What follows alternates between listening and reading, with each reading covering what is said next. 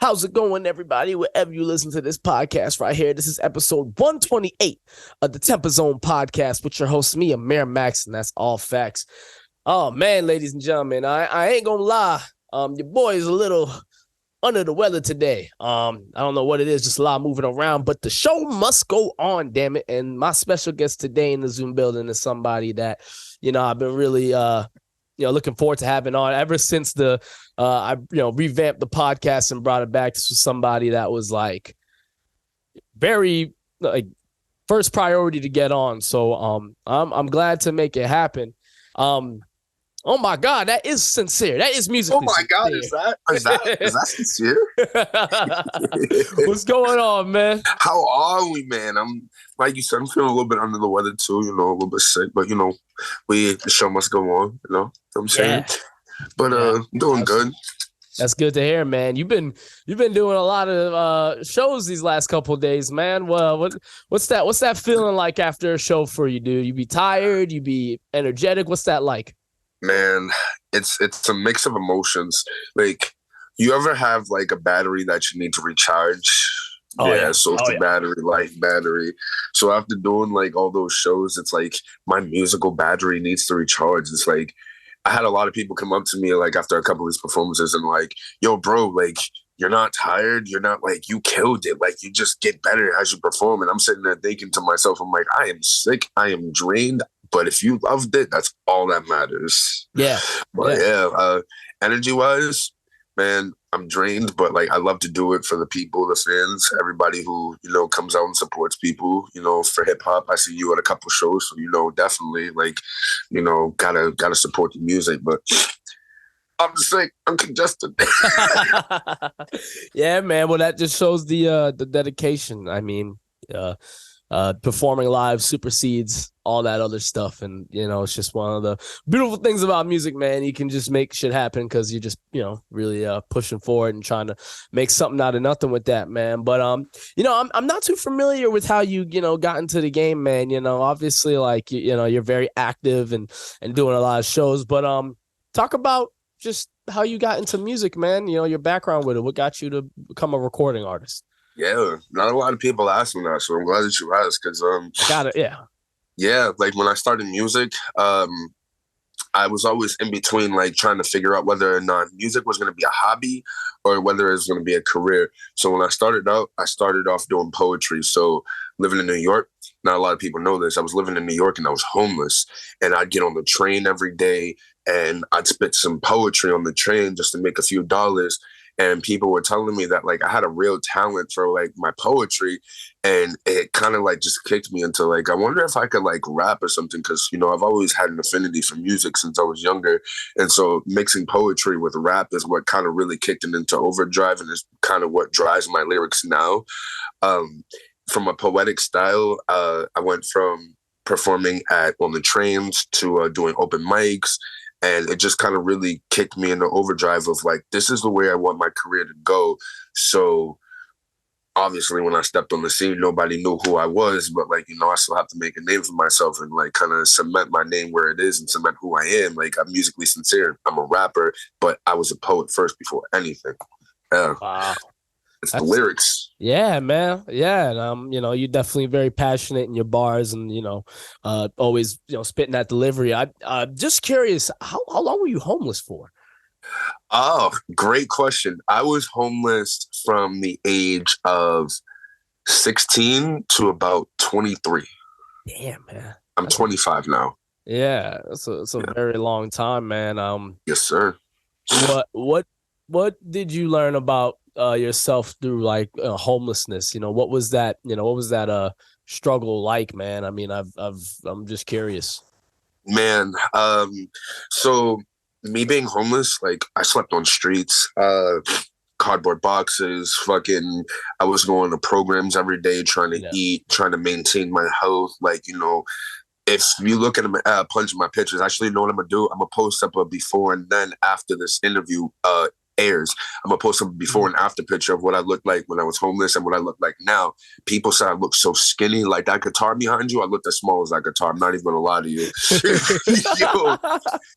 So like, it was so hard to try and like manage life, trying to be an artist, trying to get rent, trying to stay in these homeless shelters. And if I didn't want to be in a homeless shelter, like where else am I going to sleep at? Like I slept in abandoned buildings. There's this movie. I don't know if anybody's seen it. It's called August Rush.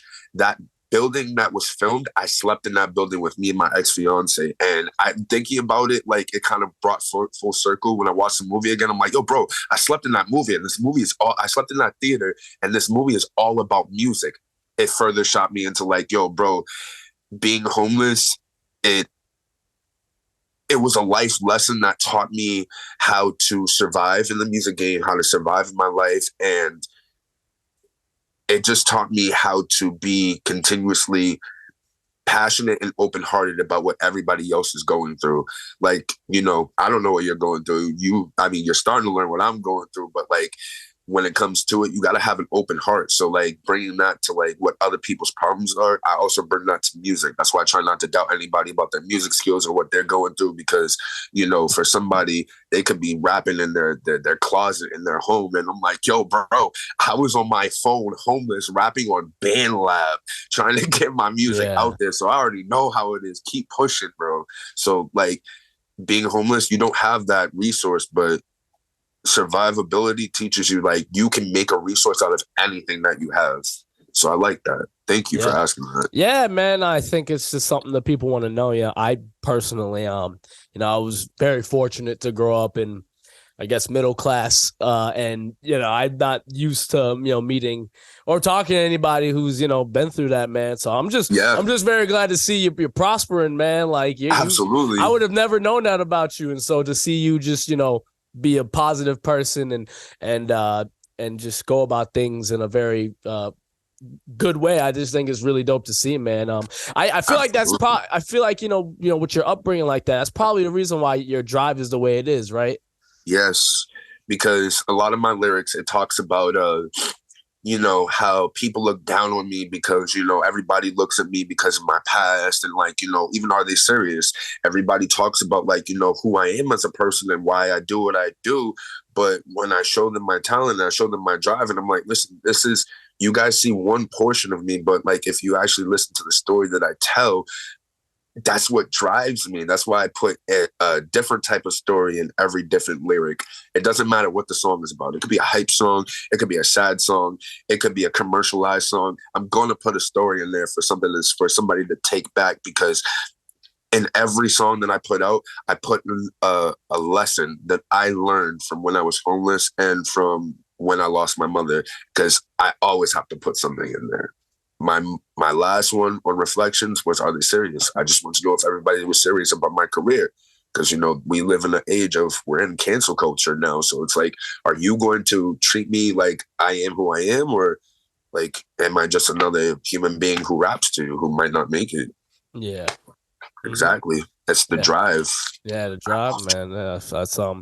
That's just real shit right there, man. Yeah, I just feel like when it comes to like, people who are given like the silver spoon and can have everything, you tend to see them not try as hard. You know what I'm saying? Yeah. Like I've noticed a lot of people I grew up like, they grew up with rich parents and just everything handed to them, but they don't got the drive of somebody who wasn't given nothing, man. And I think it's just a fascinating like a phenomenon you see in the world. People who don't have shit, they work twice as hard, and I almost feel like a lot of it's just twice as hard, thing. 3 times as hard, quadruple that. Yo, for real though. And in my instance, like obviously like nowadays, like I have a job, like I'm getting like in a point where like I'm a little bit more confident in my structure, that like if something were to happen to me, like let's say like tomorrow, like I become unstable again, like now I know for certain that a few years ago I wouldn't have had a backup. Now I do. Like I always have like somebody who can help me out with this and that. Jobs definitely do help out with that. But with the music career and trying to pour my heart into my music career, the one thing that I can say for anybody who has had a silver spoon or doesn't have a silver spoon, y'all got help and resources. And for me, being somebody who was homeless and trying to make it, I've always had help. But sometimes I feel like I was a little bit too what's the word I'm looking for? Dependent? Greedy about it. Greedy? Oh, Or okay. didn't show enough gratitude for what people were trying to do for me. There you go. Yeah. Yeah. Yeah. I think a lot of times, like J. Cole says, pride is the devil. And I think, Yo, I feel like, as the older I get, the more I'm like, man, like, I need to reach out to whoever I can, like, and stop acting like I can handle my own issues if I have certain issues. I've been a big proponent of mental health, man. And, even just like today, I'm thinking to myself, yeah, man, like, I'm just been thinking to myself, like, damn, like, I haven't seen a therapist in years. I need to go back to a therapist. Like, I feel good, but I want to feel great. Like, I want to improve. I want to feel a whole lot better. Yes. Yeah. And it's crazy because I don't know if you heard the new Kendrick album.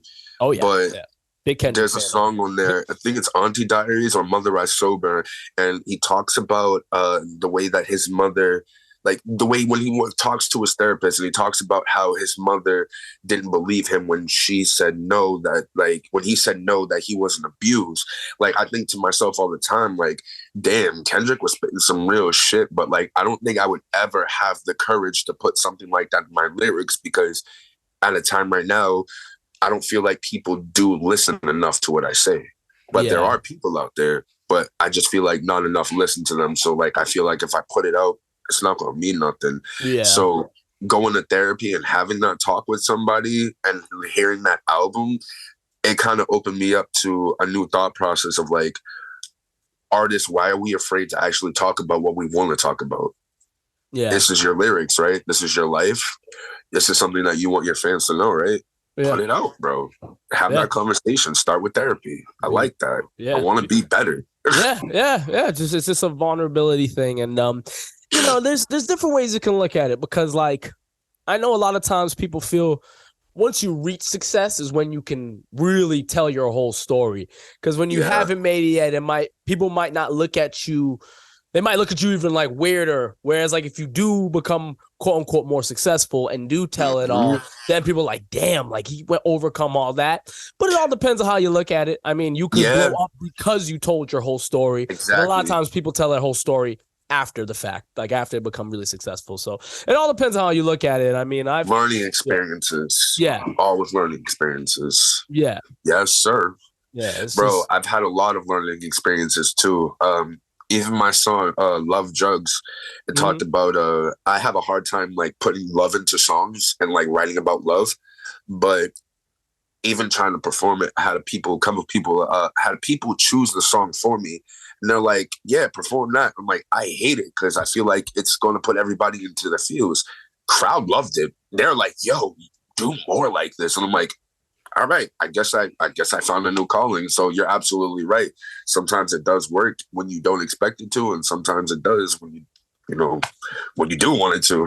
Yeah. And it's just, it goes back to the point of just being vulnerable as an artist and how you want to approach it. I mean, everybody, you can address the topic and not get too specific and then eventually get more specific. It really all depends on who you are and what you want to share. But ultimately, you should just be honest in your music, because that stuff always resonates when people hear you just tell your story. We all have something. Tell that story. Yeah, we all have a struggle that we've been through and something we can put into the music. So just find the best way to do it without it being, I guess, too preachy or too much at once. Yeah. Yes. Yeah. You gotta be calculated about it. You can't show all your tricks at once. I've always been a firm believer of that. So there we go. Okay. Oh, you done? I froze? Yeah. Yeah, probably just glitched right there. But yeah, man, let me just ask you about, all these shows that you do, man. When you hit the stage, you be like a pro with it, man. Just very, in the crowd, like having people sing the lyrics. Your music's catchy, so it's not hard for you to have the crowd sing along. But what's something that you've learned about yourself from doing all these shows? What would you say, at least, to that? What I've learned about myself is being shy is not going to get you anywhere. I like that. When I first started performing, like I was always stiff on stage. I didn't know how to move my body, and somebody told me that I wasn't comfortable with my own music. And it hit me so hard that like over the last like 6 years, I've thought about it and I'm like, I'm not comfortable with my own music. So when I go on stage and I perform and I'm sitting there, I'm high, so I elevate and I'm just bopping. I'm not trying to get the crowd to move. The crowd's just gonna sit there and they're not gonna be energized too. He's rapping. He's doing this thing. So over the years, I've learned that like it's best if you actually start moving. It's best if you interact with the crowds, and it's best if you actually get on stage and know what you want to do. Yeah. That's why with my EP, the PSA cover, I've started opening shows with that because I want people to listen. Because Tyler, the Creator, said it best. People have short attention spans. Yeah. If you can't sit there and listen to that fucking that what is it, 20 seconds worth of introduction by Rachel, you can't experience the music. I need you to experience the music with me. So it's like, you know, once I start getting hype, I'm like, all right, guys, here's where it comes in. And then you see me jump off the stage. It took me a while to actually get out of my own shyness and actually put that into, you know, every performance after that. Yeah. It literally, like, I never realized what the term practice makes perfect was until I started sitting down and realizing and watching all of my performances over again. I'm like, yo, I did that better than last time. I did that better than last time. It's kind of like watching an NBA video and trying to like how to beat your opponent real quick. You're watching like tutorials. So I'm watching a tutorial on myself on what to do better because it's so much better. Yeah. Yeah. You gotta. I could smoke on here, right? Oh yeah, go ahead, bro. Yeah, absolutely, bro. Yeah, do your thing. But yeah, I just always felt when you perform live, you gotta be the MC. You gotta have the showmanship. You gotta get the crowd going. Like if your music's okay and you can just do that, like you'll make your music even better because the people are like, man, like this dude's hype when he's performing live. Like it's just a necessary thing. Like you can't be shy. Like you cannot be shy where you're on stage. Like if you're a shy person off stage, like when you hit the stage, be someone else. Don't be shy. You know what I'm gonna say? Yeah. Off the record. Well, on the record because we're still recording, but off the record. When I first saw you perform, you actually sparked something in my mind. This is another thing about artists. If you want to learn how to improve your stage performance, watch other people. Yeah. I watched you. Learn from anybody, yeah. Bro, and your energy about how yo, bro, oh my God. Like Rachel even said that you spazzed the other day. And I'm sitting there thinking to myself, I'm like, first of all, I should have been inside. But second of all, I already know how he performs.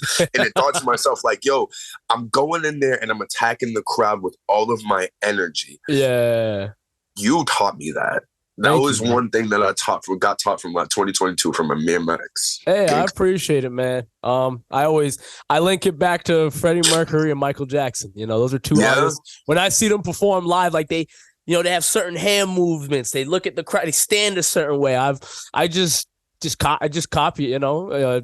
Copy and paste. Yeah, sometimes you just gotta copy from the best, copy and you know. And those are two people I always tell people, you know, you see me like, if you ever see me hit the fist in my hands, that's Freddie Mercury. Yeah. You know, if you ever see me stand a certain way, Michael Jackson. It's just bro. But you know what you did? You did copy, paste, and Photoshop because you're like, nope, I gotta still add my own shit to it. It's my own stuff, and I like having my own dances and moves. You know, like I do to the game. I always go my heart, my soul, my brain, like I have a dance for a rock song, you know, like certain shit like that. It's just, you know, you do, you know, are you serious? Like you make sure to go to the crowd and every person you're going to do like, you have to have your thing. Yeah. You have to have your thing, you know, and it's just, and you learn that the more you perform. Because he told me to do that too. He's like, he was another one. And I always get advice from everybody. He told me like, if you're going to go on stage, make sure that when you have the mic and you're going to go up to everybody and say, I just want to know if you're serious, make sure you bring that mic to everybody. So I incorporated that into my shit too, just because I'm like, other artists like when I do that, then I got to do it more. Yeah. It's just about what fans like. Exactly. And when the more you perform live, the more you realize how you write your songs. Because I would assume you knew when you wrote Are You Serious? You're like, oh, like this is catchy enough where like the crowd can hear this chorus just one time and now they know the lyrics. Like that's that shit I always tell artists, man, or just people in general. Like that's when you know you have a good song. After I hear it one time, I can remember. Yeah. I just want to know if you're serious, man. Yeah. It's like, yeah, it's like, catchy yo, shit. Yeah, it's yeah. Another thing about creating that song too is that when I wrote it, immediately in my head, I had to think about like just a one line that everybody says when they're upset or they're thinking about something or they're just in their own head. So Are They Serious was really just about, are you serious about your career? Are you serious about that joke? Are you serious that you're going to make it? Like anything that you could be serious about was, are you serious? And performing it, it's like I have to look at somebody when I bring up that mic to them and I'm like, listen, I just need to know if you're serious. Yeah. Say it with me now. Yeah, right. Simple as that, bro. And it's dope. Get the crowd going, and that's just how you become an MC, and that's how that's how word spreads about your live show. Straight up, like, yo, that guy, he did that. Yeah. So gotta take the show seriously, and I know you got that, man. But I guess on another topic, I want to ask you just about the dreads, man. You used to have dreads, as someone who's been growing out my hair, I noticed that. I was like, wow, that's a big deal to it seemed like you were growing them out for a bit, man. What was the reason for that? It was just a new beginning, just nothing too deep. I love you for that because nobody else at shows, anywhere I've gone, people are just like, there's something different about you. Yeah. It's the dread. It's gone. Yeah. You're the first person that actually asked about it. Going into 2023, I wanted to start over. Yeah. Anybody who has locks knows that all of your energy is stored in your hair, like bad energy, good energy. And over the years, I started realizing that like a lot of the energy that I have has built up inside my hair. So my hair started breaking and started falling out. And I realized that not only was it stress, but it was from the different energies that when people touch my hair or like, any of that, it gets added into that. And it made me feel off about myself, about my music career, about everything. And it kind of put me in a funk. So I'm like, 2023 is literally around the corner. Let me do something to reintroduce Musically Sincere. Yeah. I'm going to cut off the dreads. And then what I'm going to do is I'm going to re-add them back. Just so like people know, because I'm obviously going to get them back. Duh. Yeah. But I wanted people to recognize that like my signature is my dreads. They're not going away, but just as simple as cutting off the dreads, I need a new start again. And it came from that. Like I need a new image, I need a new everything. So maybe cutting off the dreads for a few months, year, who knows, it comes with new change. So everything, even the dreads, new change, new music, everything. Boom. Wow. So it's like, yo, he cut off the dreads and he found a new sound. That's kind of like what I want people to recognize with that change. Yeah. I'm glad that you asked that because nobody else did. I mean, it's a big deal. It seemed like you were growing those out for like a while. So years. Yeah, it looked like it was a long time, man. So I was just like, man, that's a big deal. And I feel like, with artists, like, whenever you do like a hair change or like you dress differently, it's a big deal because it definitely ties into your music. Music is spiritual, and anything you do that changes yourself in a certain way, like the way you dress or your hairstyle, it ties in together. I mean, like you can look at with certain artists, like like big name artists. If Drake dyed his hair blonde, it's gonna go crazy. Or like Jay-Z, Justin Bieber. Yeah, like, what happened to the Bieber flip, bro? It's a big deal. Yeah, whether people want to admit it or not, like it's a big deal when artists do those changes and stuff like that. So man, I was just curious to ask, bro. And I've thought about that you did. I thought about doing dreads, man, but I'm just like, I'm gonna stick with the twist for now. I don't know. And it's your style, because if you switch from that, people are gonna be like, yo, what's next? What are you gonna make gospel now? If I were to do I know, it's just how things go. I dyed my hair one time. I literally, it was tied to the fact I was dropping an EP. Like I was like, I want people to, So it's stuff like that, man. But I might dye my hair again. We'll see though. I don't know. Dyeing the hair is it's a process, It's definitely a process to that shit. But man, let's talk about this latest EP, man. I was bumping that shit. right before we're on here for the third time, and I'm just really impressed, man. I can see the evolution in your sound, and you just getting better and better with it, man. Talk about the title, Oh Yeah, and Another Thing. That's just a very cool title. I feel like it fits who you are, your personality. What made you decide to title it that? Do me a favor, and this is specifically for you. Okay. Because you asked about it. Go onto Apple Music and look up Oh Yeah and Another Thing with the ampersand symbol. That's a beat. I want to rap on that beat. And that's why I titled this EP Oh Yeah and Another Thing. Not only because I like the name of it, but that beat was so simplistic and it was so amazing, but it also made me think about the title of the beat. Why was it named Oh Yeah and Another Thing? Thinking about it more in depth, I'm thinking about like my hairstyle, my sound change.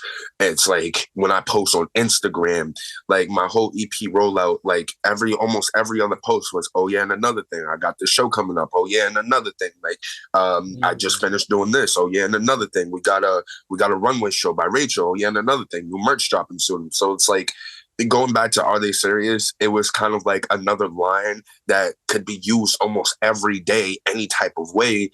But also because of the main fact, I need that beat. I'm going to email this person. I'm going to find this person. I haven't found their Instagram yet. I've been looking for about 3 months now. I need that beat. Yeah. Wow. Yeah. So another thing. Yeah. That's cool. Yeah, that's cool, man. Yeah. I think eventually you got to get that beat in somehow, some way, man. Get in contact with that person. Absolutely. Yes. Yeah, especially so. Yeah. When I listened to that beat, it kind of formulated the sound for the rest of the EP too.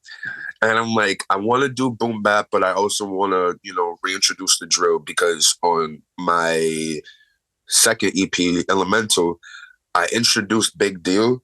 And if you're on Twitter, I was on Twitter and the song got so much fucking hate by Twitter users. Like I said, really? you don't need drill. Don't do this, X, Y, and Z. And I'm thinking like, I have to respect it because somebody else is going to hear it and they're going to want to follow it. And that's exactly what I did.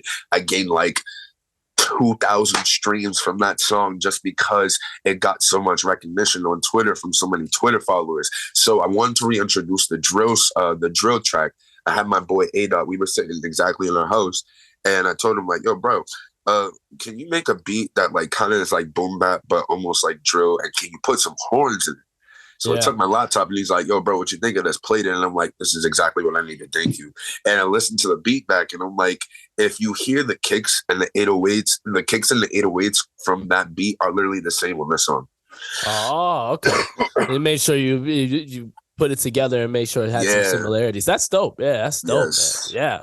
You do well with them drill sounds, man. I think you should. Yeah, I think that's more of that pocket you should be in. That's definitely the wave right now. Rapping over the drill stuff, man. I would assume you got more on the way like that, right? Or what's next for Musically Sincere, man?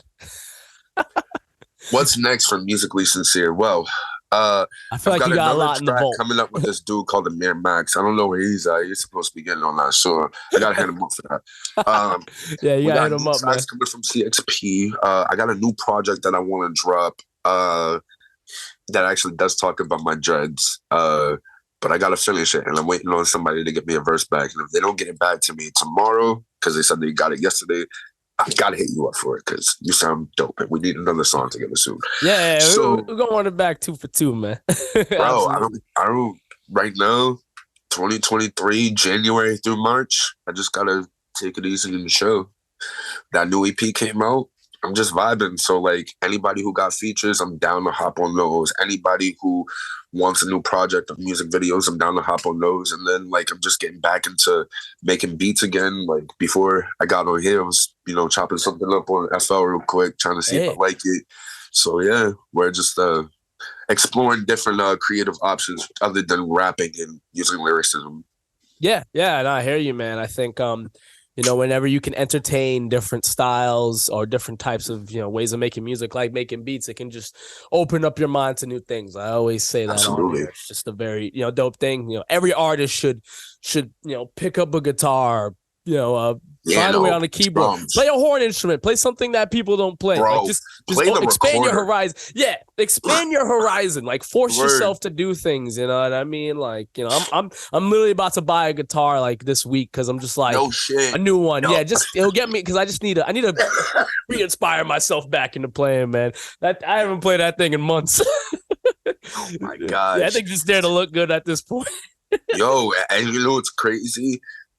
I like the fact that you have a guitar just chilling right there because it kind of emphasizes like, yo, like I'm doing this podcast, I'm doing this guitar, and it kind of just emphasizes all the different creative outlets that you have while trying to, make sure other artists are good, like me, for example. Say, you need a song? I got you. I'll be done in a couple minutes. See you soon. Yeah. Like that's...